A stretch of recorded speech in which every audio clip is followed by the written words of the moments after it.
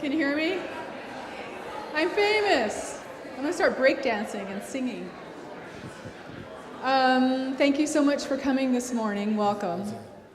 I guess it was this last spring or summer, the Chancellor's Office sent out an article that they wanted all of us to read. They sent it to the provost and the vice presidents, and they probably sent it to other groups of people. But then they had a meeting that involved the provosts and the vice presidents for student affairs and other professionals in the CSU, and they wanted to talk about student success. And they wanted to talk about the research that was coming out of, I think, is it David Yeager? David Yeager, right? David Yeager and colleagues who were researchers at Stanford who were doing some research in social psychology, which they felt was promising and could be applied in higher education to help students be successful. We had those researchers at that meeting talking to us about their research. And a lot of us got really excited about that, and we talked about having a presenter from that field come and join us here at this campus. Martin suggested that we invite David Laude from UT Austin. I'm very excited to have him here. I'm so excited that you took time out of your day to share with us the programs and activities that you have implemented at UT Austin, and I'm really hoping that this will initiate a conversation and that in the coming months we can think about these ideas and we can think about how many we can employ here, because really we're all in the business of helping students be successful, and we're always looking for better ways to make that happen. I'm going to let Martin introduce David, but I did want to say welcome and thank you for coming.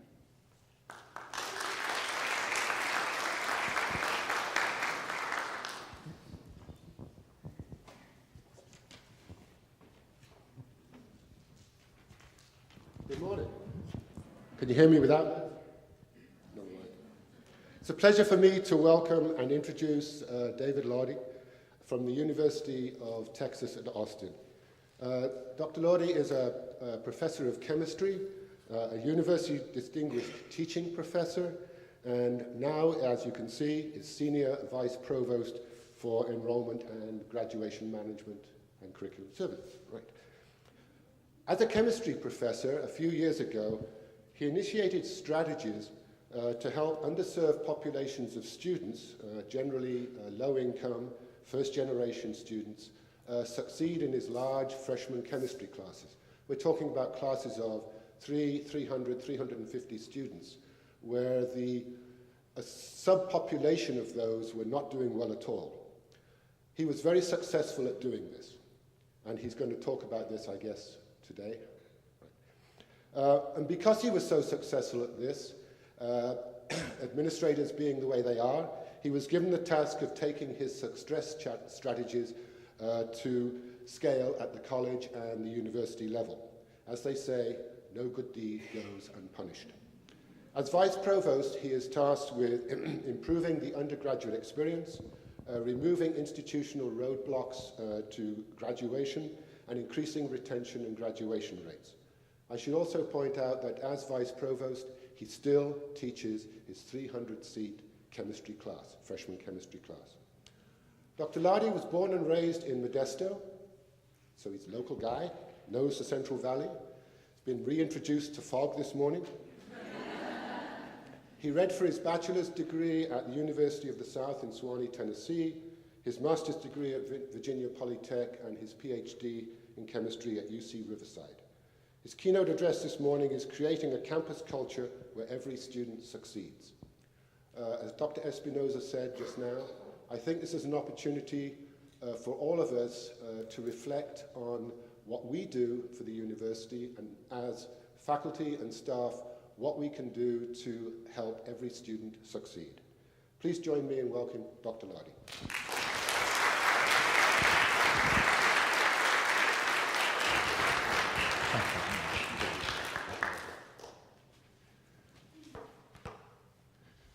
So, a few qualifiers. First, I am not an expert in anything I'm going to talk about. By that I mean I'm an administrator, and that's a joke. I was trained to be a chemist. I ran large research programs in chemistry, 15, 16 graduate students, large NIH, NSF grants, cranked out 24 PhDs. That's why I got hired at UT Austin, was to do that specifically. Everything I'm going to talk about today about student success, everything I'm going to talk about teaching, it's just what I do, and I can't tell you what the theory behind it is. Was kind of funny when the article came out, an article that it just sort of came out of nowhere because some guy came and talked to me 3 times and wrote it.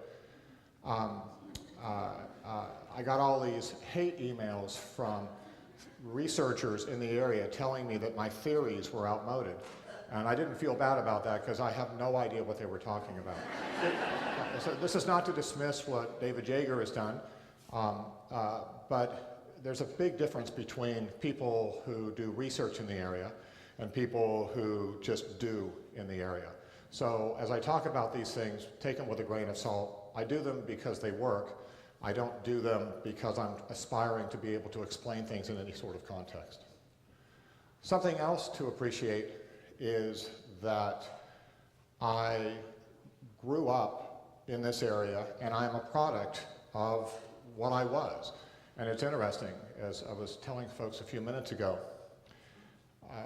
you don't really realize that you're coming home again to what you were as a 15 or a 16 or an 18 or a 20-year-old until you're 50 or 55 or 60. And then if you reflect back on that, you realize that that's actually been one of the drivers for who you are. So it's important for you to understand why it is I think the way I do about everything. I think the way I do about student success because I failed miserably as a student in terms of being able to acclimate to higher education. I failed miserably as a chemistry student, so that it's actually a 500 student section course that I teach. I got a C as an 18-year-old in that first course. And so for me, as I look out at my students, realizing that I got a C and I'm up here teaching them, I figure something must have been going on in that process. So I want to take a few minutes and have you indulge me as I tell you a little bit about my journey that got me to where I am, so you can see how big an accident it is on a certain level. That accident is in fact one of the reasons why it was that I chose to do the things I did. And for example, moved away from research into administration and into student success areas, because it's not a usual path. As was mentioned, I grew up here in Modesto. My father and his parents came from Italy, lived in Massachusetts. Grandfather worked in the copper mines. My father only went to college because he was big enough to play football.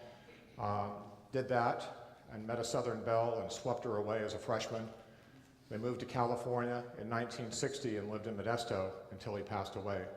During that time, the whole worldview I had was high school football coaches and sports. So I grew up a huge Oakland A's fan at just the right time, a huge Raiders fan. Anyway, there were good moments. There were good moments and there were bad moments. But that's the world I knew. My only doctor that I knew of was a pediatrician that I went to once a year. I didn't know there were lawyers. This is a true story. My sophomore year of college, I'm walking along at my small liberal arts college that I attended on a full ride because my parents didn't have any money. And I talked to this guy. I said, so what's your major? And he said he was doing a 3-2 engineering program with Columbia. Those were the words he said out loud. 3-2 engineering program with Columbia. My first thought was, I didn't know you needed to go to college to drive a train. Now, you may think about what this means. I was good at science, I was good at math, and yet as I went to college, I didn't know there was a career possibility for me in engineering. And I think that we need to appreciate about the students that we meet. I don't care if there's a World Wide Web now, I don't care how much access to information there is. The worldview of the student who arrives on a college campus can be so limited that the ability for them to see the obvious choices in front of them is just not going to be there. And yet we make the assumptions based upon what we came from that, oh, they should know that sort of thing. Well, I know that they don't know anything because I didn't know anything. I also know that my own children know everything because they are the sons and daughters of academicians. My two oldest children, I have 6, crawled under the flooring watching me build mass spectrometers for a living. Not surprisingly, they're off finishing up their PhDs. My next 4 children are involved in an environment where they watch their father teach and their mother teach, and they watch us both administrate, and they get higher education. My wife has this crazy notion that my children should take the Duke talent thing, and I can tell you that my daughter at 12 has a much higher SAT than I scored when I went to college. I remember going home from the SAT and asking my mother, what's a Mort gauge? That's actually pretty important to understand as we think about who the people are that show up. When I look at my class and I realize 2 people are sitting side by side with each other, I know that one of them likely came from the wealthy suburbs, and the other one scored maybe 300 or 400 points lower on an SAT and thinks that being at UT Austin is the most amazing thing they've ever seen in their lives, but they don't have the foggiest notion what they're supposed to do the next day. And yet each of those individuals competes to earn a grade in my course. The talk I'm going to give today is meant to touch on a variety of different features of how I perceive higher education. Some of what I'm going to tell you, you're just going to flat disagree with it. If there are faculty in here listening, you will just think, no, that's not how you're supposed to do it. Because we've been raised in a culture that very much sees things differently through the millennia in terms of how you're supposed to assess students. For those of you doing student success, you're going to look at some of the things I talk about and think, oh my gosh, the challenge you're putting in front of me to do that seems way beyond what we're capable of doing. And yet all of this is built on the idea that ultimately, and this is the title of the talk, oops, somebody put this up already, we want to create a campus environment where the expectation is that as a student matriculates, they will graduate. And not only will they graduate, they will thrive and then graduate. What actually takes place in this country, approximately, best case scenario, at typical public universities, is that about half the students graduate. And the half that don't graduate, half of them don't make it academically, and the other half don't make it for non-academic reasons, whether they're financial, mental health, other sorts of things. If you start with that view, that, well, that's just what happens, 1 out of 2 just isn't going to make it, don't worry, we'll backfill with transfer students, then your job, even if you come to work every day and do it, isn't that big a deal. You lose one, oh well. In my freshman chemistry course, there are 2 ways that I can teach it. One way is on a macroscopic level, and that's the way it's usually taught. They start with ideal gas laws, and they fill up a balloon and say, wow, you put more molecules in there, it gets bigger. But it doesn't ask the why. On the other hand, you can teach an atoms-up perspective. You start with the individual atom, and you explain it, and then you make bonds, and then you aggregate those molecules, and then you make gases. But you don't get to gases until the semester's almost over. But by doing that, you're forced to look at each and every molecule and ask a question about it. If you view higher education that way, and you view then every student who matriculates as someone you're supposed to take care of, then it's a very different thing than to say, well, I'm going to lose half of them. Today's presentation is in fact about how it is you look at the students one at a time. I grew up in a richly Italian Catholic family, and pretty much everything I can tell you I learned going to Mass. And one of the things I learned was that if you lose a sheep, you go find it and you bring it back. You don't just say, oh well.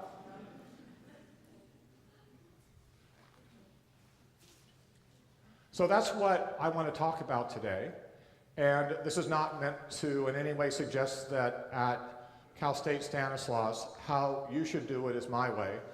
I know for a fact that every institution is fundamentally different. Martin told me lots of things about you all, about your size, about who comes here, about the size of the residence hall, about the commuter population, about the relationship with junior colleges, with UC Merced, all that kind of thing. And I can also tell you that looking at the data, frankly, I was amazed. Because when you look at the demographics for your students, and I put it through the little sort of calculation in my brain about how you should be doing on average compared to what I've seen, you are way ahead. I'm not blowing smoke here. You've done really well in terms of taking care of your students. There are lots of places I go which have a third the sorts of success that you have. And so it's really to be commended that however you've put this environment together, it's working. And especially to be commended that you don't think that's good enough, that you want it to be something along the lines of what I've just described. Now I'm going to break this particular talk up into 3 parts. One of the parts is about how the administration should be viewing things. And some of it's about my perspective about higher education and where it's going. And some of it's a perspective that's built on the kinds of structures that a flexible administration should be considering. And the administrators can take it or leave it, I don't care. But it's my take on higher ed and how it ultimately fits into this notion of helping students to be successful. I'm then going to talk a little bit about the student, and this is some of what David Jaeger talked about in his presentations. It has to do with the mindset of a student and how you create effectively in a student the kind of mindset that helps them to overcome adversity and be successful. And then the final third of the talk is about teaching. And at that point, I will tell you that, for example, the following is true. I walk into a 500-seat auditorium. In fact, I'll do it next Tuesday, and I'll look at those 500 students, and I will say to them, it is my job to make sure that every one of you gets an A. See, I don't believe in grade inflation. I think that's silly. I don't believe that our purpose is to be able to prove over and over again that some kids in the class are smart and some kids in the class are dumb. It's my job to make those students be successful. And I'm not going to do that by flunking a third of them just because that's what I've always done. So the last third of the talk will be on that. And as I said, some people will not necessarily approve of it or agree with it, but it's what I am. Oh, I should mention something else. This is kind of important. I am so fortunate to be me, and by that I mean an administrator. As an administrator, I can do whatever I please. When I teach in the classroom and somebody wants to get on my back about grade inflation, I just sort of stare at them. And I think they think, wait, he does that instructional, but never mind. In all seriousness, I do appreciate that a lot of what I do I can get away with because I came out of research and established my chops there, and so I satisfy the intellectual check mark for that. And once in administration, as I moved through, I was able to continue to teach and be able to learn about who my students were along the way, so that as I talk about these programs I develop and about having access to the resources to be able to do it, it's a much easier thing for me. If I was to make recommendations to administrators, getting back into the classroom isn't a bad idea, and in fact, that is probably the last slide I'll show you will be an idea about that. So let me talk a little bit about data.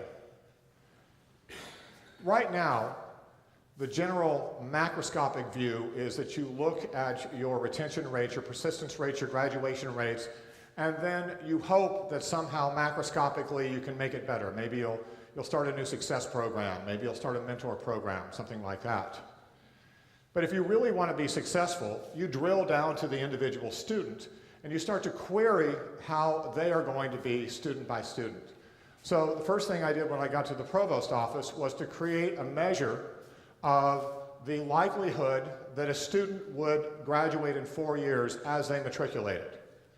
I gathered together a variety of different kinds of data about the student coming from their backgrounds, and it was an easy thing to do if you've got a decent statistician and you have a large enough university that you have years of data about what that kind of student looks like. Armed with that 4-year likelihood of graduating, this becomes then a measure of how it is that I manage those students. It tells me how to manage them with respect to financial aid. It tells me how to manage them with respect to placement into colleges. It tells me how to manage them with respect to the success programs they go into. And as a simple example, any student who matriculates at the university who has less than a 40% likelihood of graduating in 4 years, that's about 1,500 of them in my incoming class of 7,000 students, must go into a success program. And for those students who have financial need in that particular group, I put them into another program called the University Leadership Network, which was actually what was featured in the New York Times magazine article. Notice, though, that in all of this, this is not guesswork that I'm doing. I can actually look at a student and know what their likelihood is about being successful. In fact, if you stop and think about this, now that we have the ability to look at a student and predict what they're likely to do, it makes you question what you're doing personally in the classroom. I walk into my class, and there's 500 students in there. I can tell you which kids are going to get the A's based simply on what they brought to the table as they arrived, and I can tell you which ones are going to fail the course based simply on what they did when they arrived if I don't do anything to intervene.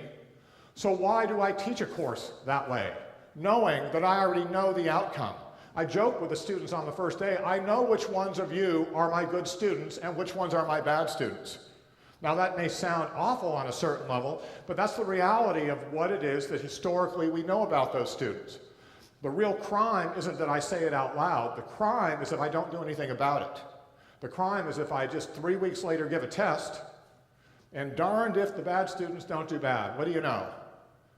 Flunk them out, let them run up financial aid, loan debt, and move on. Or, student by student, I can create the conditions that will allow them to be successful. I want to talk a bit about some of the things that constrain a student's ability to be successful in a world that is fundamentally different than it used to be. So, I want to talk about video games.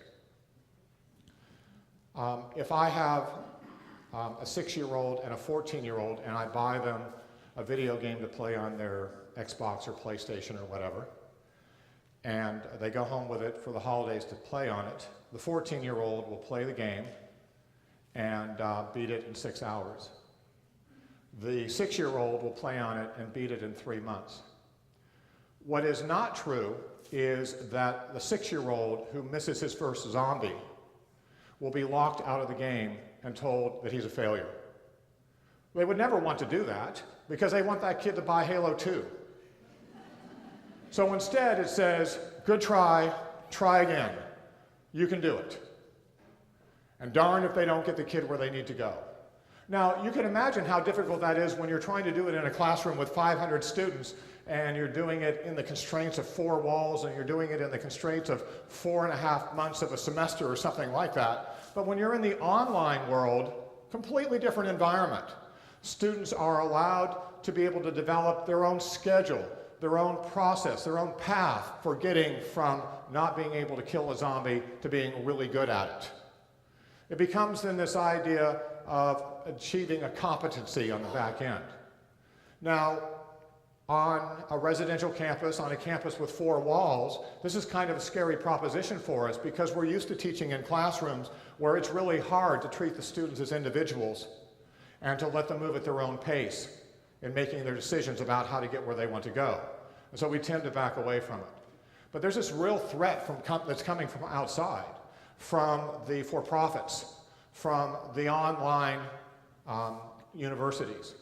Those people are going to customize the ability to earn college credit for a student.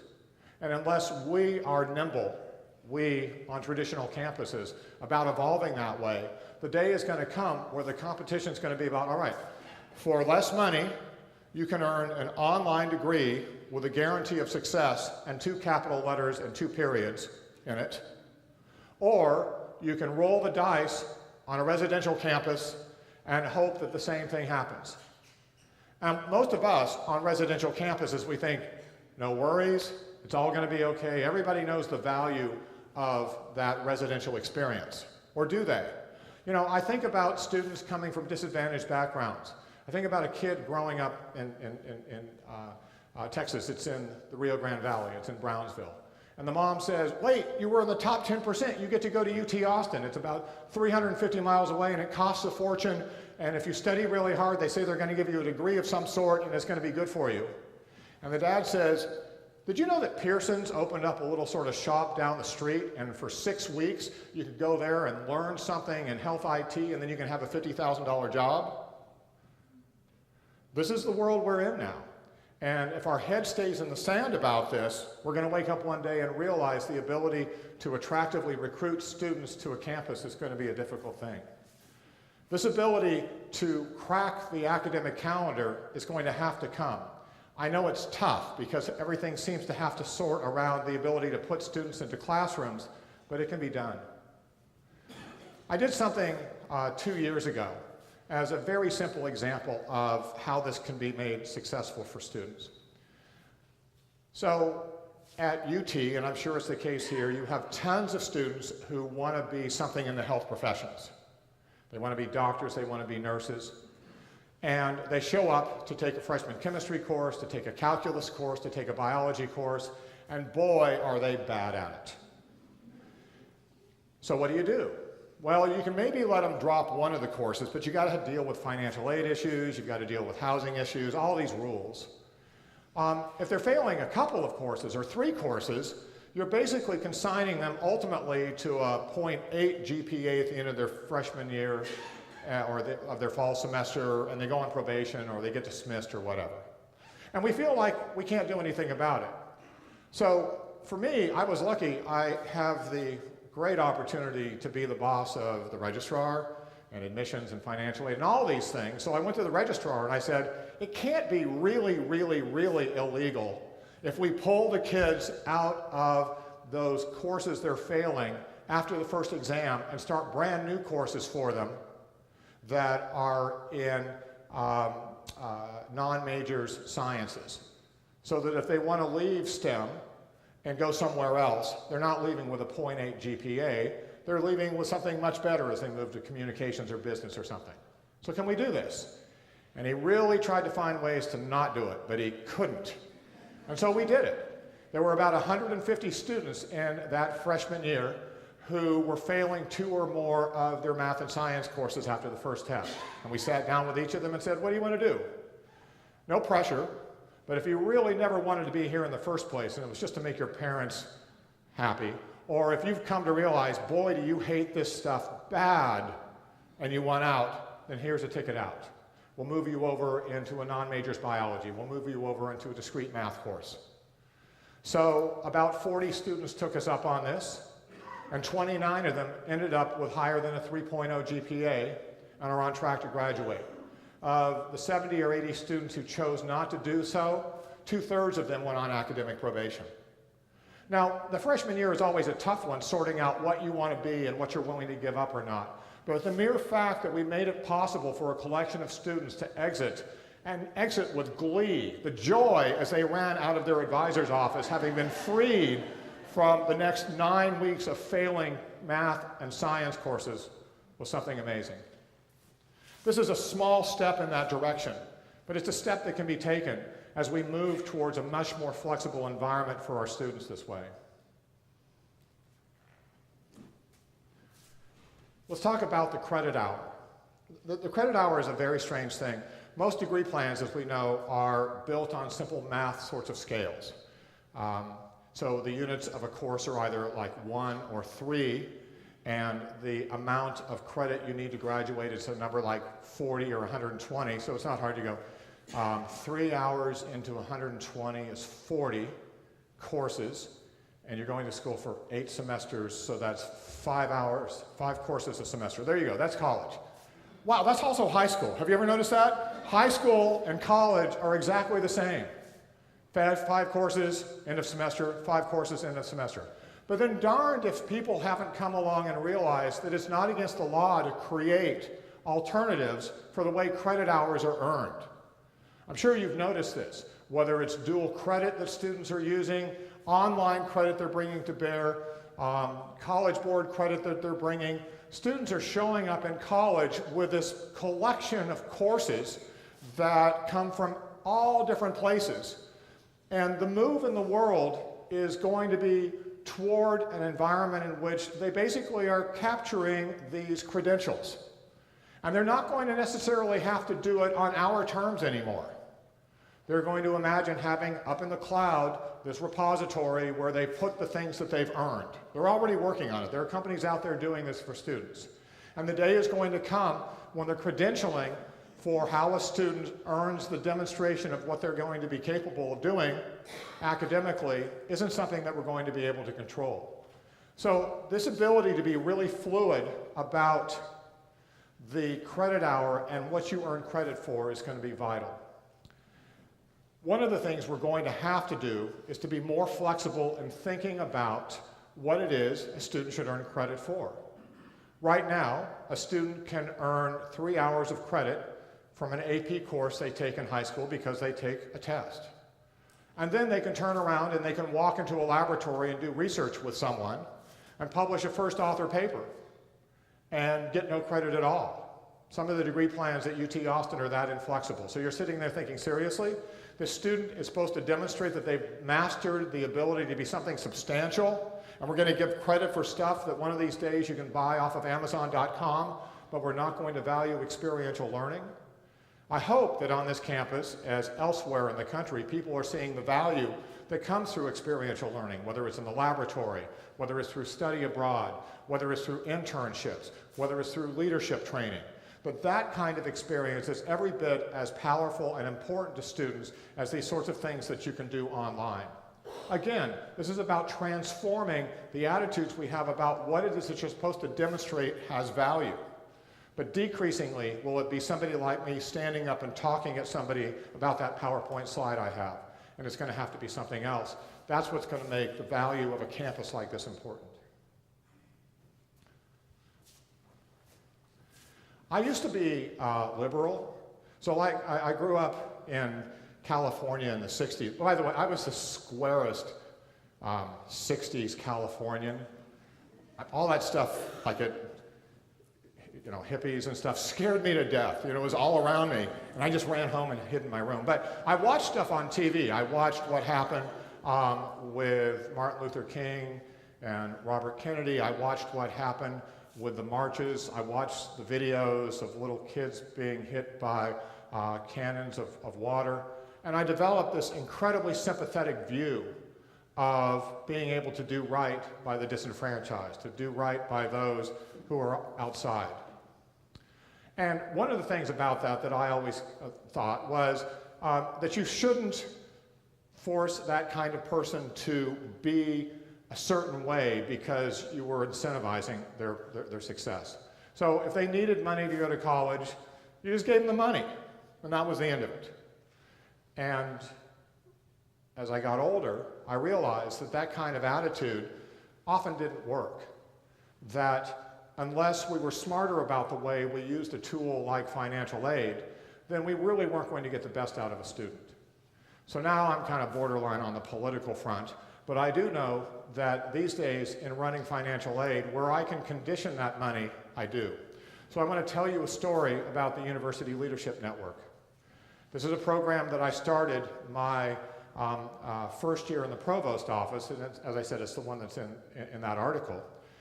It's about what I did for the 500, what I'll call worst students who came to UT. What's the definition of worst? Well, they were the students least likely to graduate in 4 years. They were the students who were most in financial need. It's easy to hit 2 buttons on a spreadsheet, and there they were. I sent those 500 students a letter and said, guess what? I'm going to give each of you $5,000 a year for 4 years in addition to whatever other sorts of aid money you get, but you got to do it my way. My way is to be part of the University Leadership Network.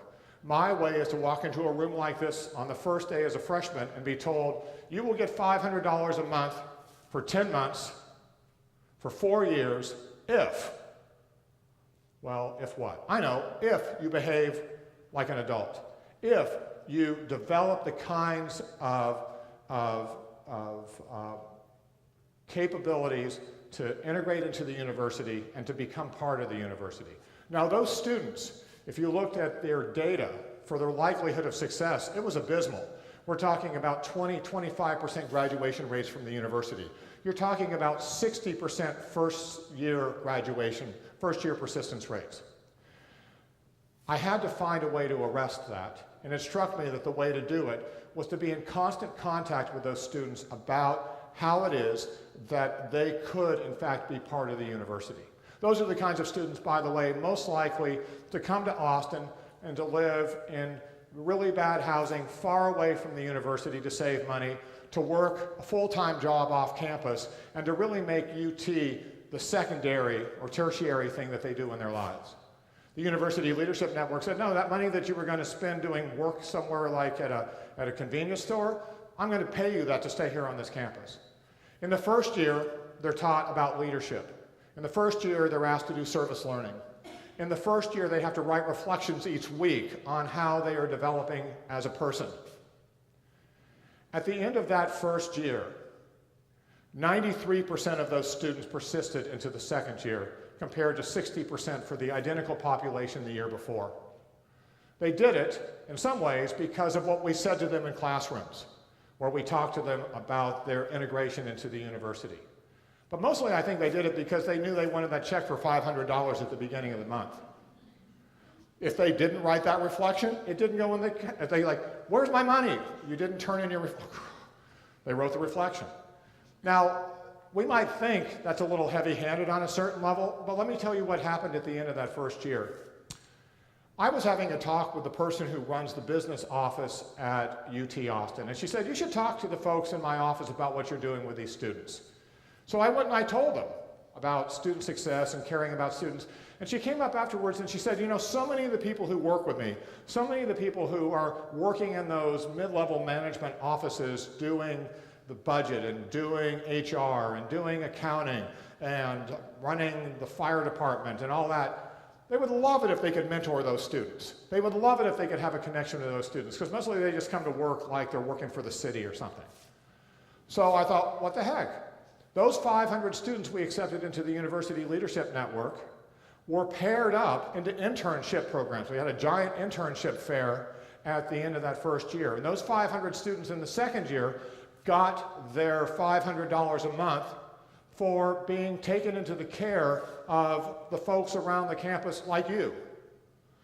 Now, they were training them in an area they might have interest in. If they wanted to learn about science, maybe they worked in a research lab. If they liked teaching, maybe they helped be a TA somewhere. If they wanted to be an accountant, maybe they worked in accounting. It's been amazing, the result this has had on the campus, in terms of feeling like, as a campus community, you're connecting to these students, and for the students to feel like they're part of the campus as well. Remember, these are the students most likely not to think they belong. They now walk around like, yeah, I walk into that building, I walk into the president's office, this is my place. That move from 60% to 93% is consistent with the rest of the campus, and if this experiment works, where by the time it's through, we will have had 2,000 students over 4 years participating in it. I will have taken a student population which had a graduation rate at around 20 to 25%, and it will be the same as the rest of the university. Notice what's built into this. It's far less about the academic side of things and far more about belonging. It's far more about having somebody who's willing to be there for you when you're afraid or when you don't know how to fit in. I removed all the GPA constraints associated with this kind of financial aid, as long as you can stay eligible to go to UT. I don't care if you're a 2-1. Heck, we have presidents who had 2 1s. I don't care if you're a 2-1 or you're a 4-0, you're going to get your aid money.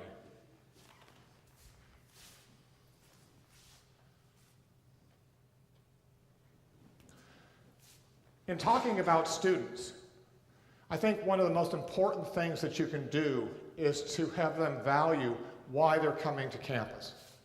The reason they're coming to campus is because you want them to become a scholar. Many of them may have career aspirations. Many of them may think it's just to escape home. But you have to change the mindset of a student to make them believe that no matter where they come from, well, no matter what they thought of themselves before they arrived on campus, once on campus, it was about scholarship. And so I compare the way I ran the initial academic success programs that I used in the College of Natural Sciences to what had come before it. What had come before it was this awareness in the minds of the people who ran those programs that these are our kids who aren't very smart. These are our low SAT kids. These are our kids who aren't going to be successful academically, so what should we do with them? I know, have them take easy courses, remediate, only have them take 12 hours, do whatever you can to make it easy. And it puffs up this inflated first semester or first year result, and then they crash and burn after that because they haven't truly been acclimated into the university. The success programs on campus now have to follow a model that I developed in natural sciences when I started doing this work in my classroom. And that was, there is no remediation. You go into the course you're supposed to go into that allows you to complete your major, and if we need to supplement it to death, we will supplement it to death. And we will be all over making sure that you're going to stay on track. In that first year that I ran this kind of program, where I told those students, you are a scholar, you are on this campus to be a great mind, I separated my class into two parts. I had 500 students who had an average SAT of around 1,200, and I had 50 students who had an average SAT of under 1,000, a 200-point difference. The previous year, those 500 students sat together, and I had the following kind of grade distribution. My failing students, and then everybody else. It's like I didn't give any C's. I either gave an A or I flunked you. Those students I flunked were those kids whose SAT scores were a few hundred points less. They were in this gigantic classroom where there was no support, there was no sense of belonging, where they felt dumb immediately. That sense of sitting next to a person who's a National Merit Scholar when you yourself know that you barely got in can be really oppressive. In this new environment we created with the smaller classrooms, with the supplemental instruction, with peer mentors, with non-stop assessment of student performance, treating each one of them as a sheep that we weren't going to lose. I would sit down on Monday morning with the advisors, with the peer mentors, with the teachers in this program, and call the name of a student out loud and say, how's she doing? How's he doing? And if they weren't doing well, if they were homesick, or if they were struggling emotionally, or if they'd gotten a bad grade in a biology class, we went and fixed it. There was a lot of intense effort in helping those students be successful, but the impact was amazing. We ended up having that population, 200 points later, get the same grades as the rest of the chemistry class, and in fact, they went on to have double the graduation rate of the college as a whole. 15 of those kids went on to medical school. We're talking kids with SAT scores of 870 who got into UT Southwestern. I remember talking to one of the kids after he walked out of my office where I was helping him. And he turned and he looked at me and he said, I know why I'm here. I said, yeah. He goes, I went to a crappy high school. You see, in the minds of these kids, they're smart, they're capable, they want people to believe in themselves, and they want to believe that what they're leaving behind are things that they couldn't control, but it wasn't them, it was something else. All they wanted was the chance to be successful, and if people will take the time in college to make that happen, then they will blossom. These days, we have 1,500 programs across the university in the colleges, and each of them is tailored to the kind of student that will be in that college. So I have the engineering success programs. The one I started in natural science is called the Texas Interdisciplinary Plan. There's the Gateway program run by the Division of Diversity and Community Engagement. Liberal Arts has a program. So basically, every one of our students who has less than a 40% chance of graduating in 4 years is in one of these programs, getting the kind of care that I've just described. They all have higher GPAs than the university average. They are all persisting at or above what the university has. And remember, they're our bottom quartile students. When you ask me what it is that we're doing for them most, my sense is that it's not about whether or not I provided an extra person to help tutor them in a chemistry class. It's about this sense of belonging to the university. I know that when I went off to college, the reason that the following happened to me was I didn't have community. I grew up in Modesto. This movie Animal House came out at the end of my freshman year. What was funny was that not only did I not know what an engineer was when I went off to college, I went to the University of the South in Sewanee, Tennessee, because my mom was from Tennessee, and I had no idea what was going on, but they gave me a full ride. I'm up there on this mountain. I was introduced to this thing called fraternities and Rush. I had never heard of either of these things. It's my first day. Remember, I was this growing up, bend over backwards, liberal kind of guy who shows up at this deeply traditional Southern university, And it's the first night I'm there, and I'm at the Kappa Alphas, the KAs, and there are these drunk guys in front of a picture of Robert E. Lee, and the Confederate flag is hanging. I ran home so fast. This is true. I was scared to death about it. My roommate was dropping the N-word left and right. So I huddled I was just like in my room for a semester, scared to death. In that first semester, where I didn't know how to study, where I got a C in the course that I now teach, it got worse and worse and worse. I spiraled farther and farther and farther down. And then I went home, and I was certain I wasn't going back. I was going to go to Modesto Junior College. I came home at Christmas. I went over to the junior college. I registered, checked out the basketball team because I'd been a basketball player. It was all very exciting. January 3rd, early in the morning, my father, the former football player, walks into my bedroom and leans over and says, "You're going back."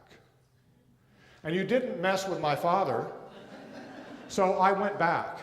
And it got better. By the time I graduated, I don't think the article ever really gave, I told him it turned out great. I ended up loving the place.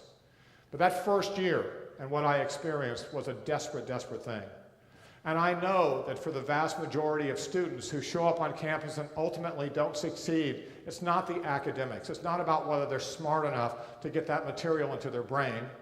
It's about whether or not they fit. Now, when I showed up at UT Austin, it was world famous as a university for flunking students out. And in fact, the very first job I had as the student dean in natural sciences, I had a professor come to see me, and he told me that his son, who had been a straight A student, was in that 500-seat chemistry classroom that I was to come to teach in, and that professor had just given 450 Fs.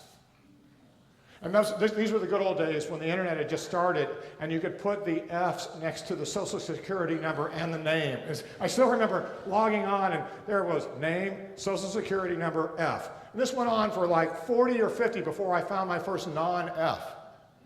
I was in this environment in which weed out courses were like what you did, in which only having a fourth of the students graduate from the College of Natural Sciences was, well, that's just how you did it. We don't want more scientists and engineers. Why would we want that? I don't know where that mentality came from, but I think one of the great things that's happened in higher education over the last 20 years is that it's going away. It's not completely eradicated, but it's going away. Nowadays, in those chemistry courses, in those biology courses, in those calculus courses, the non-passing rates are below 10%. And you compare that to when they were 50% and higher, that's a pretty amazing thing. What has happened is that we have created on campus this sense of caring, this sense of community. We used to say, wouldn't it be great if every student could be in a small environment with 20 other kids and a professor and a peer mentor, and they could just talk about stuff. And this would happen in different kinds of pilot areas. The honors programs would do it, the success programs would do it, but at large, it didn't happen. Well, again, the math is easy. You take 7,200 incoming students at UT, divide it by 20 students. Oh, 360. Oh, a circle. Oh, this is good. I like this. We created the 360 Connections communities. Now, every student who shows up at UT Austin as a freshman is assigned to a community built upon either their major or their career interests or a program they're in. They meet weekly as a freshman with a faculty member, with a program coordinator, with a peer mentor, and they talk about not academics. They talk about university traditions. They talk about meeting your professor, and they invite professors in. They talk about thinking about whether they've made the right choice of a major. It's just a nice, safe place for an hour to sort things out each week. And we monitor every one of those students in it. If a student doesn't show up, click, it goes in the database. We chase after them, another lost sheep, and we bring them back. This process is so amazingly different than it was when I arrived at UT, where you looked at students and asked, what's the point? It's too many to try to provide an effective community. But if you count up the number of people like you and the number of faculty, and you divide that into the number of students, it's a very manageable thing to do. This program doesn't cost anything. It's just the willingness of a faculty to be committed to making sure that students are successful. All right, so here's a nice controversial statement. I swear I'll get there, get to the point where I give every student in my class an A. I teach a really rigorous chemistry course from an honors chemistry textbook. I have 500 students, and I ask myself, what is my job with those students? Let's see. Is it to prove to them that I know chemistry? Well, clearly I don't. I got a C in chemistry. Actually, this kind of is weird. Why did I get a C in chemistry? Did I get a C in chemistry because I couldn't understand the material? I don't think so. I know it really well. And yet I got a C. So what did that C do other than potentially drive me back home to Modesto Junior College? The reason I got that C was he meant well, my teacher. But his book was inscrutable, and he was inscrutable, and I was clueless and scared, and it just didn't go well. And he believed desperately in the bell curve. So darn it, I had to get that C. Nowadays, I realize that's not really necessary. We talked about how there's this internet that has all knowledge on it. My walking into a classroom and looking at the students and saying, watch this. I don't even have to look at the PowerPoint. I know the material. It's just not important. And in fact, if all I do is say the PowerPoint out loud as evidence that I can read from that slide, even if I don't know it, that's not getting anywhere. And if 3 weeks later I think my only job is to give a test where, according to these kinds of random notions about how statistics work, I must form a bell curve, because there will be the best student, there will be the worst student, and there will be the students in the middle. If that's all I want to do, I can be terrible. Who in here knows no chemistry? You can give a chemistry test in 3 weeks that develops a bell curve where the best kid gets the high grade and the worst kid gets the low grade and everybody else is in the middle. See, that's one of these pieces of fiction here, is that somehow that's teaching. So, looking back and thinking that I'm still mad I got a C in that course, I decided that I was going to prove it didn't have to be that way. I thought, what is it that keeps a student from being successful in my course, from getting every question right? Here's a multiple choice test. There's 30 questions on it. If you bubble B and the answer is B, you get credit. It doesn't say, wait, I can't give that many people credit for that. I have to make sure many of you don't get it right. I could do that. I could be horrible. Or I could test them on stuff I hadn't taught. That professor who flunked 450 students, you know why that happened? This is a true statement. He got old. He would lecture on chapter 6 and test on chapter 9. It was that bad. So I thought, instead, what if I do everything I can to make sure every student can bubble in B? I'm not going to hand them the answers. I want them to learn the material. And I'm by the book. This stuff comes out of a database. It's statistically valid. I randomly pull the questions out, and I ask them. There's a guy down the hall who's teaching my same course. The average on his test is a 62. The average on mine is an 87. Should I, give C's to the kids who get all those questions right just because he can't teach?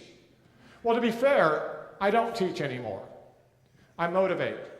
I realized that if I want to get all of you to get an A in my chemistry class, the way to do it is to make you want to give me your 168 hours a week as much as I possibly can. I want to make you study for me more than the biology teacher, or more than the video games or Facebook, or more than the party. I want to make you want to do it, for you, for me, for both of us. So I look at this notion of integrating the hours of learning that happen. I walk over into the undergraduate library at 11 o'clock on a Tuesday night, and I see 300 of my students up on the 6th floor teaming over the top of each other, studying my stuff. It's all online. All the videos are there. They can watch me say the same thing 3,000 times as opposed to once badly 40 years ago. Not surprisingly, if I tell them what I want them to learn, I tell them what the learning objectives are, I tell them to master the material, and they know that I'm not going to grade them on a bell curve, that helps me figure out that that kid has a higher IQ than that one. We know that. We know that, all right? It's my job to teach them chemistry. Then darned if I don't end up having test averages that are 2, 3, 4 letter graders higher than the average. This last fall, I gave 320 A's in my class, and my department chairman was mad. But there wasn't much that could be done, because go look at the data. I give the hardest tests in the department. I don't even let my students use calculators. They take calculator-based tests without calculators, because I've shown them that calculators are actually hurting them with respect to testing and with respect to learning. Notice what I have become, and you can tell I'm pretty passionate about this. I am no longer a chemistry teacher. I am a facilitator. I give them access to what they need to know. And I am a motivator. I tell them that if they hang in there, it's going to be okay. I don't care if a student flunks their first 3 tests. If on that final exam they can ace it, I give them an A. And when people say, that is so unfair to the really smart kid in class who comes from the advantaged background,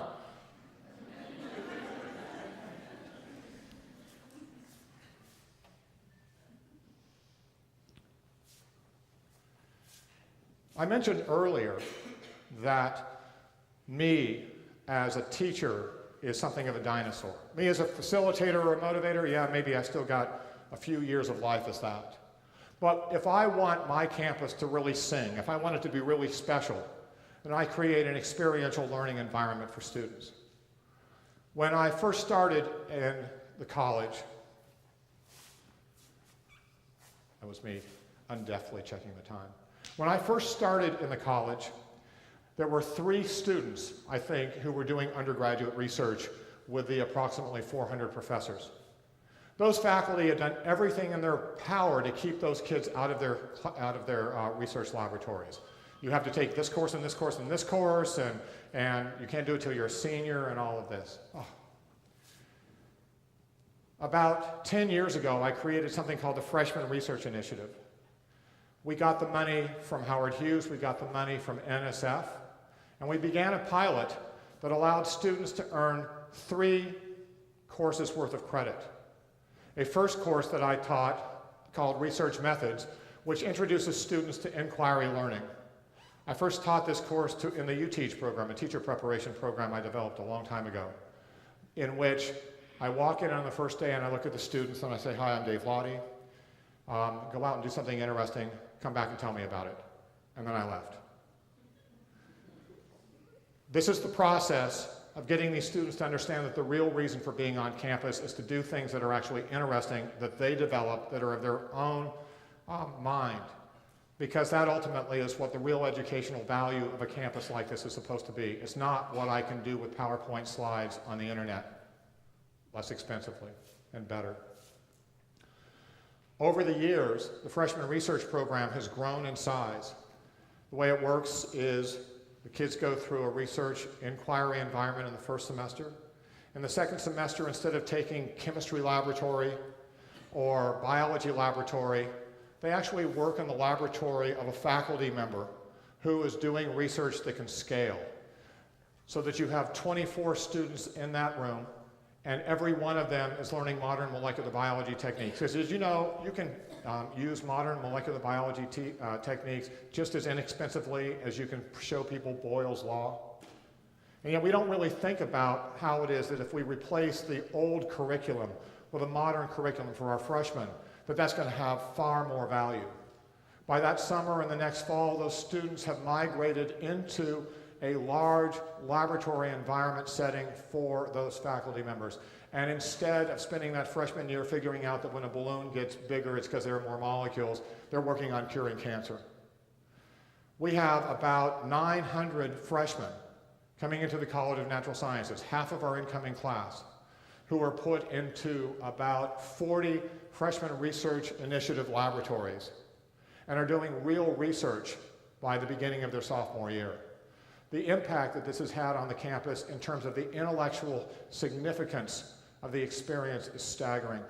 I used to walk by students, and all I would ever hear them do was talk about parties, or how much they hated their TA, or how they couldn't wait to go home. Now I walk by students and they're talking about curing cancer or finding another planet in the solar system. If this sounds outlandish or outrageous, it's not. It's real, it's going on, and it's what a campus needs to be. Those students are now earning credit for doing the things that they think are amazing. This allows them to understand and appreciate true scholarship, a true use of their mind. And it doesn't have to be limited to research. It can be service learning. I had a program I started many, many years ago in which I gave students college credit for going out and teaching in elementary schools laboratories that they had made up themselves. We'd buy out Walmart on a Sunday night and create hands-on science, and we'd go out into the schools and we would teach it, and we'd pack it up and bring it back home. That program has hundreds and hundreds of students each year who participate and get 3 hours of credit for that experience. And if you ask them what they think is their best course at UT, I guarantee you it's the one where they feel like they're making a profound difference in the life of a fourth grader. Why shouldn't they be getting credit for that? What they have to do in terms of leadership, in terms of teaching pedagogy, in terms of learning content knowledge, in terms of being creative, it's just an amazing thing. On and on and on you can go, looking at ways our students grow as human beings, master what it is to be an adult. And we can ask ourselves, should that just not count for anything? But let's go make them memorize something on a board. I think, as I've said, that transition to where experiential learning rules what you do on a college campus is going to be the future for higher education on residential campuses. One last comment. I believe there was a time when professors not only taught, but they were also like the matrons in the dormitories. They probably cooked, and they advised, and they administrated. They were the university. And then over time, as they got more caught up in things like research, they stopped doing those things. So they started to cede them to other folks. I think many of the people in this room are here because faculty, who in the 50s would advise students, in this day and age, don't have to look at one, because they've got that professional advising center down the hall. And there's certainly value in professional advisors. There's certainly a value in professional career counseling. There's certainly value in all of the support structures we have for student success. But I really feel like having lost that faculty participation with the students is one of the real tragedies of what's happened in higher education. It's getting so bad that we've gotten to the point where even the people in this room who do advising and career counseling are at risk because there's a more effective way to do it. I got a phone call the other day from somebody who said, okay, we got this great thing. What we're going to do is we're going to farm out advising and career services to some sort of like local not-for-profit, and they'll do all the work. And that way, it's less expensive, right? Kind of like your cable company using people in another country.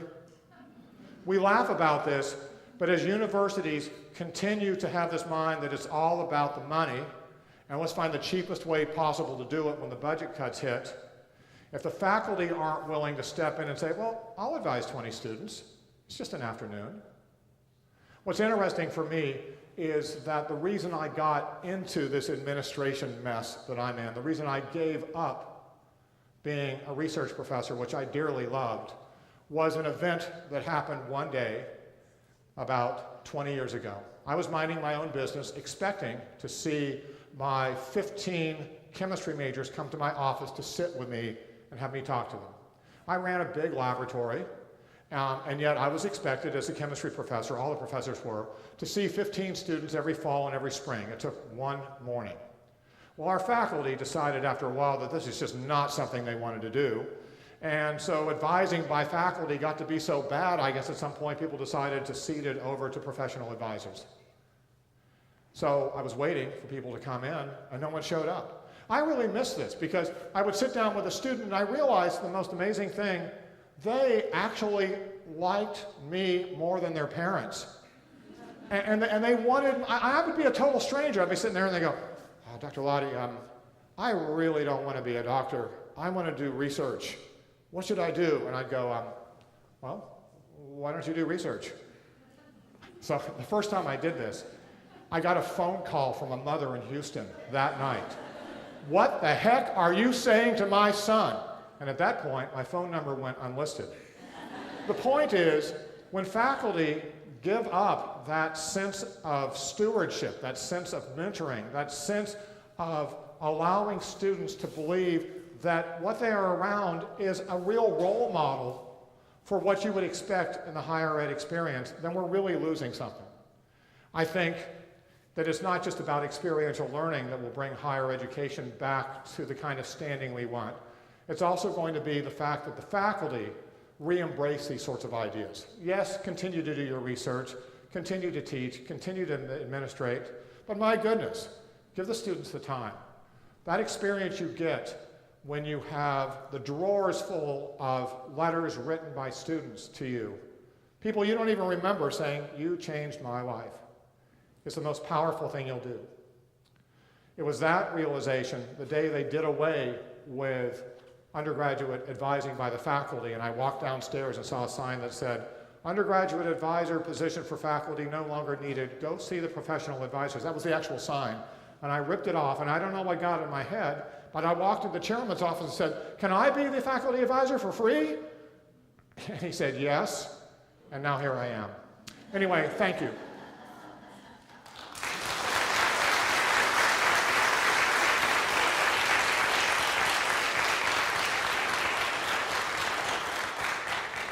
Questions on anything? You mentioned the 360 Connections, which I guess is a learning community for all freshmen? It's not a learning community. It is a community. It's just a place for a student arriving on a large campus to feel like they can go once a week for an hour. There are a slew of different topics that are made available for the person running the community to choose from. Some of them are required, like conversations about financial aid, conversations about talking to professors, the ones about UT traditions. But most of them, the students choose from this broad suite of different topics. And then they just show up once a week. There's money made available for them to have snacks and drinks or whatever, and they just get together very low key.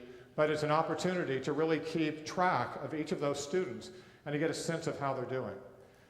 It's an environment, by the way, in which the students, if the community is done right, really feel like this is the place they can just spill their guts about what's going on as a freshman, and to build this sort of conversation that takes place that otherwise would not.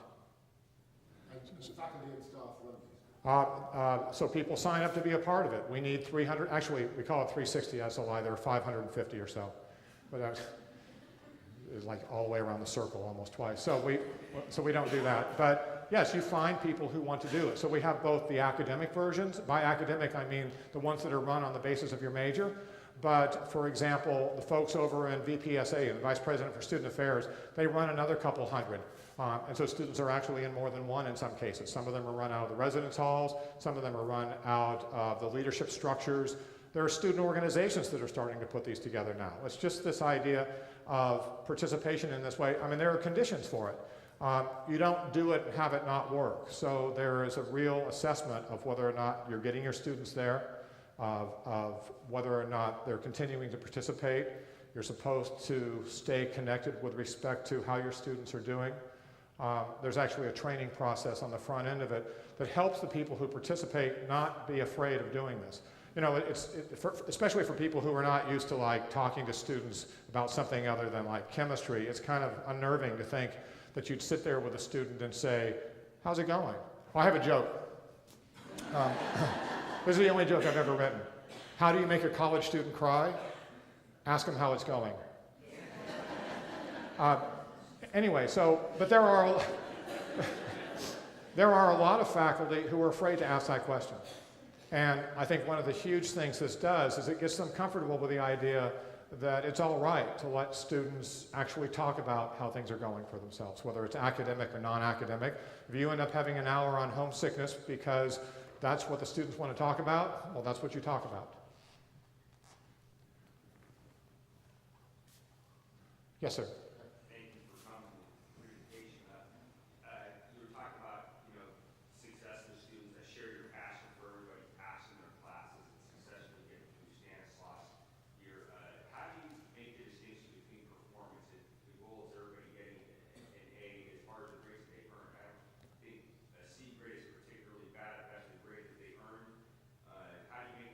Sure. So this is really very much misunderstood because faculty, I think generally, and I'm not speaking about you, but just in general, faculty, they've never been taught how to think about what it is to assign grades. Different courses will have different expectations for the students in terms of what it means to identify that they've achieved whatever it means to have an A. I have grown up in a culture that believes that you're supposed to master the material. It's a content material you have to master. And I know what the learning competencies, the learning objectives are in chemistry. There's about 120 of them. I do 60 each fall and spring, and that's just what it is. And mine aren't any different than in Uzbekistan, okay? So I need to make sure a student can master that. Now, for me, mastery then means that they know how to do everything, but I allow for human error. I figure like 1 out of every 10 times people screw up, so that's where 90% and above is an A. So I've developed my own version of this, and for me it's pretty simple. It's built on traditions of 90, 80, 70, 60.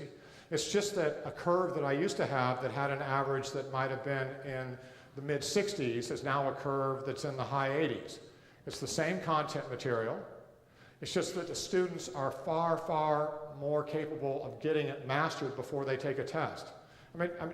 I think about why I got a C in many of my chemistry courses. I remember in my junior year, I was trying to learn quantitative analysis from that same professor who'd given me a C. I mean, he was a terrible lecturer, a nice guy, terrible lecturer. Only it was even worse there. He had written the book we were supposed to use.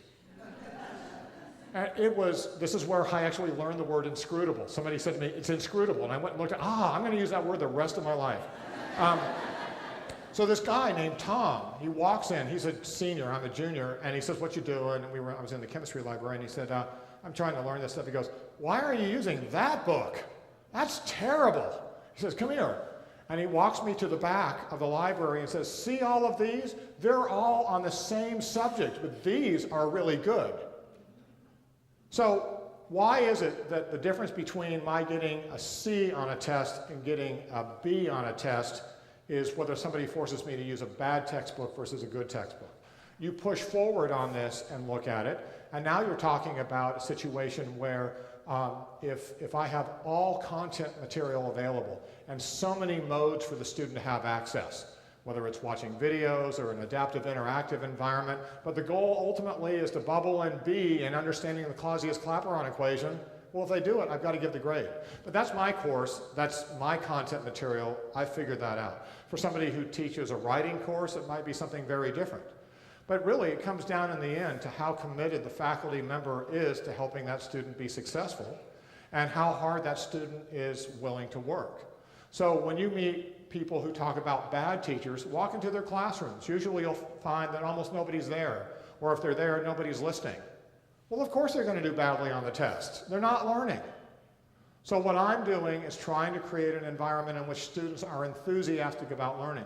If you're on a college campus where everybody knows that classes are weed out courses and half the students are going to fail no matter what do you think the culture or climate of that campus is among the faculty? It's like, among the students. It's like, why bother? These days, a student shows up during orientation and we look at them and we say, you guys are good. You guys are going to be successful. You guys are going to be scholars. You guys are going to study hard. This is what you're going to talk about when you leave class. You're going to talk about the research, or you're going to talk about the service learning. You're not going to go talk about partying all the time. That's what you're going to do. So now I have captured a substantial fraction of their 168 hours in a week and put it towards being successful. And now I divorce that completely from the idea of ranking which students are the smartest. I already know the IQs of the students. I already know which students had terrible backgrounds coming out of high school. That we have to perpetuate that idea that the grade you get proving that you're a C student as a freshman is a grade that you should get as a senior, because what we value most as a faculty is to prove who the smartest kid is for 40 consecutive courses makes no sense. I'm sorry, I get really passionate about it because I just can't understand it. I'm still so mad about that C. I mean, I deserved it. I didn't know what was going on, but I now realize I was smart enough to get an A. If somebody had taken the time to, like, I don't know, teach me, or motivate me or something. Questions? Yes, ma'am. Oh, by the way, I say ma'am because I'm from the South, but I read somewhere that if you say ma'am in the North, it's offensive. I don't know what it's like in California. It's okay, all right. I'm a career and academic advisor, and I really believe in that concept of like motivating them, and then if we treat the students like they're stupid, for lack of a better word, and they're going to perform that way. How do you feel like that works though peer to peer? Because we have a lot of peer, advisors and stuff like that here at our school, and sometimes I feel like peers don't quite have the influence that a professional or a faculty would have. So have you noticed that peer mentor programs work on that same level or not? I've noticed that peer mentor programs can be horrific or they can be spectacular. And what they are is entirely the consequence of how you train the peers, how you select the peers. I won't name names, but there have been programs at UT, so let me give you one example. So there are these orientation advisors, and they were hired by the Dean of Students' office to be the first people to talk with the kids coming in during orientation about going to college. And this is long before I became an administrator. I was asked to go over and give a 5 minutes on caring about academics in the orientation session. The rest of the orientation was run by the orientation advisors. As I walked over and I got ready, there was a skit taking place up on stage, and in it they were simulating sex on 6th Street. That was what the kids were doing as this kind of ha-ha, you're going to college kind of thing. Seriously? So now we run the most boring orientations ever because I run them. And in them, it's all about this attitude about being a scholar, about being great. Everything is pointed in the direction of achieving success for that student as a consequence of their experiences at UT. And what's nice is the students like that because at root, once they put away the silliness about wanting to get drunk on the weekend or whatever it is that they're doing, they do appreciate that if you take away the academics, then basically they're just being boring 18 and 19 and 20-year-olds, and there's nothing great about that. But boy, you have to make sure everybody's on the same page. I should mention something, by the way. It's great that peers do this. In fact, when I started the TIP program, I created this thing called the Peer Mentor Academy for it, and it is now so large, there are on the order of 500 students who are trained every year to become peers in the Freshman Research Initiative, in the UTeach program, in the TIP program, but they are professionally trained. They do an LCRA, I forget what it is, it's been too long, but it's a national peer training course, and they have to be certified to participate. But mostly, they have to understand that they're not allowed to treat their role as a peer as anything other than one that's a professional. This notion of being a professional in everything is incredibly valuable. Let me talk also a little bit about what I've seen happen on my campus that is just amazing, and I hope it can someday happen like everywhere. I know it's tough when half your students commute as freshmen, but being able to create a sense of community on the campus where people want to be there makes a huge difference. You want to talk about why students really do well in my class? It was because over time, students have decided to stay on campus at night and study together. So that if you walk over to the libraries, you find out that it's not the TAs and the peers who are doing the real teaching. It's just this massive collection of students studying together to be successful. It really is breathtaking. I mean, it's 11 o'clock at night on a Thursday night, and you walk over there and you walk out, and it's just a sea of kids lying on the ground and all around each other, and they're all just studying to be successful. Some of that's because they know that if they do that, they really can be successful, and some of that's because that's the culture that exists. I think about when I was back in the 70s, failing to be a doctor, there was a headline in Time magazine that showed a student in a chemistry laboratory poisoning the lab of the guy next to him so he could get into medical school. I don't know if you're old, you remember this. It was a pretty famous picture. It was about the cutthroat mentality where students didn't care about each other. It was all for themselves. Today's generation of students, at least the ones I deal with, have come to UT and are trained at UT to want to help each other to be successful. It takes a huge burden off of the professional advisors because they know they have these acolytes that are out there doing the work for them. Yes, ma'am. You mentioned that high school student who didn't come from very good high school was prepared. Right. Can you speak a little bit more about what it took to get him more caught up, working on his skills, making him successful? Sure. So let's talk for a second about the trajectories that lead you to ultimately being confident in your abilities. So much of this is tied to what I message to you as a student and in the classroom. So what I had been doing with that student before was saying, sit in a room, let me lecture at you, and then in 3 weeks, I'm going to give you a 30-question multiple choice test. I happen to know for a fact that you're terrible at multiple choice tests because you have an 870 SAT, but that's not going to stop me from testing you in exactly the same way. And as far as getting you prepared and supplementing and making up for any remediation, I'm going to pay no attention to that at all. Well, what I did in this class with 50 students, and trust me, so what I did was I would lecture at 2 to 500 students with a 1240 SAT average, and then I'd walk downstairs, classroom of 50. Those kids, they were different. They had average SATs of like 900, 950. And it wasn't just minority students, it was kids who were coming from first-generation Vietnamese students moving to the United States. It was the kids coming from far east and west Texas. So it was a nice collection of every ethnicity not being very good at being a student. And then I said, we're going to teach you this stuff. But I'm not going to give you a test in 3 weeks in which you flunk, because I already know from last year that that's what would happen. Instead, I'm going to give you peers, I'm going to give you tutoring, I'm going to have supplemental instruction, we're going to assess how you're doing along the way, and if you're struggling, we're going to take time out and figure out what that is and get you up to speed in it. Teaching chemistry is not rocket science. If I have a student, so I do this thing on the first day in chemistry, my chemistry class. I say, here's proof that all of you could get an A. I say, who's the dumbest kid in here? And there's always this guy way in the back, that's me. And so he comes on down, and I walk him up in front, and I teach him formal charge arguments, which is a pretty sophisticated concept in chemistry. And I show it to him for about 10 minutes, and then I say, do you think you've understood this? And he asks me a few questions. And then I give him a question, and he gets it right. And then I look at the class, and I go, check this out. The dumbest kid in class just got the hardest thing right in 10 minutes.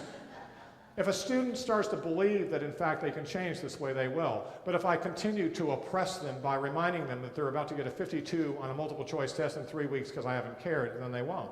So there is a lot of hand-holding on a certain level, but I didn't let those students test until they were ready. But, and this is a benefit that I had, every one of these students I had was a top 10% student. They graduated in the top 10, 9, 8, 7% of their class, which meant they were highly motivated despite the fact that they came from not great circumstances. So I was working with kids who believed in themselves, and I was working with kids who were willing to put in the time to get better. And that's one of the things that really made it work. I will say though, one of my proudest moments as a teacher, and again, I tell you these things, and they're kind of illegal, I guess, I don't know. I had a young woman, she was hearing impaired. She sat in the front of my classroom. They brought in, like millions of dollars of support for being hearing impaired. She had like 2 signers, and they took turns because the class was more than an hour long. And she would stick all this electronic equipment on me, some of it that would be recorded, some of it to amplify. It was an exhausting effort to help her, and then she was failing all of my tests. So, when a student fails my test, I call them in my office and we sit and we talk, and I would ask her how she was doing, and she read lips, and she was telling me she was doing great, and I would believe her because she was very earnest and very sincere and worked very hard. And then she flunked the next test. And then so I call her in for the 3rd test, and I said, I've stopped believing that you know this material. You're going to have to show me that you can do this. I want to figure out what's going wrong. So I had her go to the board and start to work a problem that was in thermodynamics, and we're working backwards. I'm trying to find out where it's not working, and then I found out what it is. She couldn't carry. In math, it's like 15 plus 9. Yeah, she couldn't do that. And the reason she couldn't was because she had always used a calculator, and my class didn't allow it. And so she had forgotten what she learned in the 3rd grade with respect to doing it, so when she would do it, she would just not put the 1 up next to it, which meant that every math problem she got wrong. So I had to start her over from scratch on learning arithmetic. And so I printed up these arithmetic sheets because she wanted to be a nurse. I mean, and she so wanted to be a nurse. And she wasn't going to be a nurse because she couldn't carry. So over the course of a 6-week period over the holidays, every week she drove back up from San Antonio with her father, and I took her through the steps of coming back up to speed, learning arithmetic, learning algebra, just getting her up there. And she did the work. I just provided the opportunity. And then I gave her a test. I gave her the final a week before classes started, and she aced the thing, and I gave her an A for the course. Now, that was wrong, because that advantaged kid from Westlake is now going to have to live with the fact that she had an A too. But on the other hand, that kind of caring student by student is certainly something that can really change things so easily. She's in nursing school now, and it's all because I took the time to notice that. I'm a big believer that anybody can do anything, I guess, is the thing. Questions? Yes, sir. Your past teaching is clearly evident, and I think all the faculty here are right with you in interventions that staff and faculty involved in also are right there with you in terms of our drive to do it successfully. One thing you talked about, your leadership program that gave the 500 students $5,000 Right. before, that's $10 million. Well, no, but understand that that money was the money that was made available as a consequence of tuition set aside by the university. So it wasn't like I had to dream this up out of somewhere else. They were already going to be getting the money. And I'm not going to dig into the details of how different states running different sorts of things, but this one actually was money that I could condition. Well, the basis of my question basically is, can you speak a little bit from your administrative perspective about how much college and university resources go into these kinds of programs? So are you talking about the administrative overhead, or are you talking, yeah.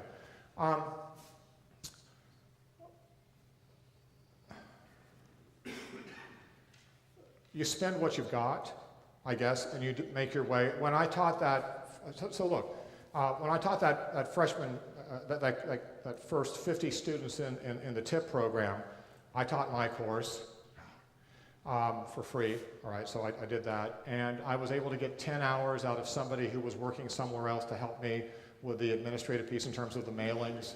I got somebody to give me $50,000 for the year to run the entire program out of the provost office. I wasn't there at the time. And that's on that shoestring sort of budget, that's how I ran it. These days, if you ask me what the total cost per student is for these kinds of programs, it averages out to about $1,000 extra per student. So it's not an enormous amount.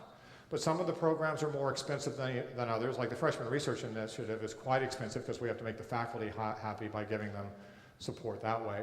But the 360 Connections program I run, the entire program is coordinated with a really good database and one person who coordinates it with the advising offices. I should mention, by the way, that the real success we've had at UT is because of the ability to get the different units to get along. I can tell you that there was a time when the tension between the Diversity and Community Engagement Office and the Vice President for Student Affairs and the Provost offices and the colleges it wasn't pretty. So most of my responsibility is to get everybody to work together. Well, let me give you an example. In admissions, they go out and they try to recruit the best class from a diversity perspective they can under the law. And there's another group of folks, the people who run the Division of Diversity and Community Engagement, the outreach folks. They're out there doing the same thing, and maybe they hate each other. I know it's hard to believe that happens, that there are turf wars out there. I made them spend 2 weeks together in the summer not hating each other. And the result of it was we were able to get 18 and 17% increases in Hispanic and African American applications this year, and it was because they worked together, not separately. So much of what we can do, if you just look at the footprint, at the infrastructure, and ask how efficient is it, how working across boundaries Does it work? You'll realize that for most of us, it could be better. And in making it better and having that interweaving of relationships, you don't really have to go find lots of new money. You just are more efficient in what you do use.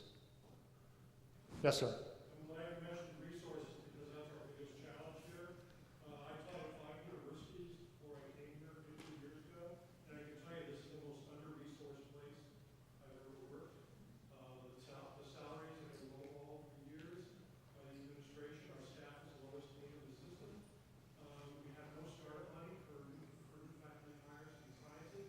We have no dedicated research spaces to provide these undergraduate experiential learning opportunities that you talked about. And I'm just wondering, coming from a research tier 1 university that's extremely well endowed, how many of these things that you're suggesting could really work? So if I got hired here and had to go to work and I listened to what you'd said, I'd think, okay, on a certain level, I'm not going to say that UT isn't well off, but I will say that if you look, for example, at the recent $3 billion capital campaign, that the amount of that $3 billion that went to undergraduates was pretty close to zero, and that we have to struggle all the time to be able to create the sorts of structures that we're talking about. And there just has to be a creativity in what you're looking for to try to make things work. I got a lot of people to do a lot of stuff for free. It wasn't like I had a checkbook that I could use and write to create the TIP program. I did it off the back of getting faculty to be willing to teach on overloads because they were committed to the student. I did it off the back of paying peer mentors $8 an hour instead of hiring an academic advisor. Any way I could cut corners to try to just create some sort of community is what I did. Now, these days, I certainly have more flexibility in the kinds of resource I use, but I don't really look back at the time I was in natural sciences and feel like there was an open checkbook for me to use. My answer, my root answer is this. If you believe that what you do is a calling in terms of looking after students, in terms of educating students, then you have to put up with the crap. You have to put up with the fact that, I mean, my goodness, it's been 6 years since a tuition increase at UT, and every year they take 2% out of our budgets as they try to find a way to create pay raises for staff, and we just shrink and shrink and shrink. But what I find is that in the face of all of that, good years and bad years, is that the people keep coming back, the people who do the teaching, the people who do the advising, because they believe it is a calling for them. And in that environment, they go out and they get as creative as they possibly can. I'm going to be in a workshop this afternoon, and this is where we're going to explore some of these things. Not knowing the situation here, I can't speak to it specifically, but I can tell you that this campus is a place where you can experience. I mean, it's a campus. It may not be in a science laboratory, but it can be done. You may have to develop a relationship with a local agriculture firm to be able to do it, but I have to believe it can be done. I'm not trying to wipe my hands of it, but I guess I'm an optimist that if you have the kind of people around you who care about it, that you can.